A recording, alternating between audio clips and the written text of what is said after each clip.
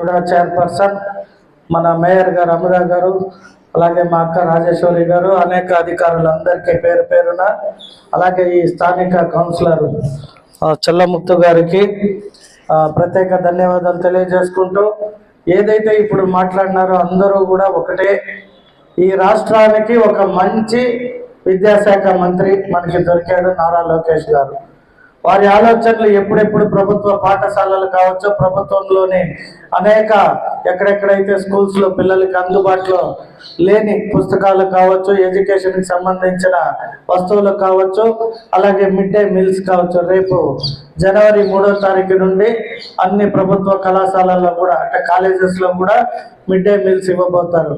కాబట్టి ఒక మంచి మంత్రి గారు ఒక రాష్ట్రానికి మనకి అందుబాటులోకి వచ్చారు. కాబట్టి మీరందరూ ఉపాధ్యాయులు ఎవరైతే ఇక్కడ ప్రతి మండలం నుండి విచ్చేశారో మీరందరూ కూడా మీ పాఠశాలని పరిశుభ్రంగా ఉంచుకుంటే పిల్లలు ఇంకా కూడా ప్రభుత్వ పాఠశాలలకు వచ్చి చదవాలి.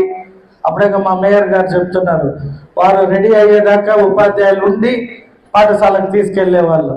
కాబట్టి వారు బాగా కష్టపడి చదివి ఇవాళ మేయర్ అయ్యారు. అలాగే మా చైర్మన్ గారు ఇక్కడే చదివారంట. మా చైర్మన్ గారికి ఇప్పుడు నిధులు కూడా ఉన్నాయి కాబట్టి వారు చదివిన పాఠశాలకి ఏది అవసరమైతే వాటిని శాంక్షన్ చేసి ఇక్కడ 20-30 మంది పిల్లలే ఉన్నారు.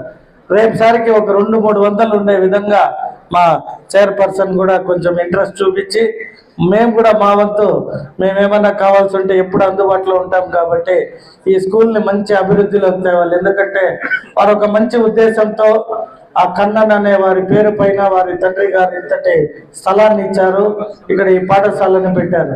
కాబట్టి మీరందరూ కూడా బాగా చదువుకోవడానికి, అలాగే మీకు ఆడుకోవడానికి కూడా మంచి గ్రౌండ్లు ఉన్నాయి. మేము చదివిన స్కూల్ మొత్తమే 1 ఎకరానో 2 ఎకరాలు ఉన్నాయి. ఈ స్కూల్ చూస్తే 20 ఎకరాలు ఉంది.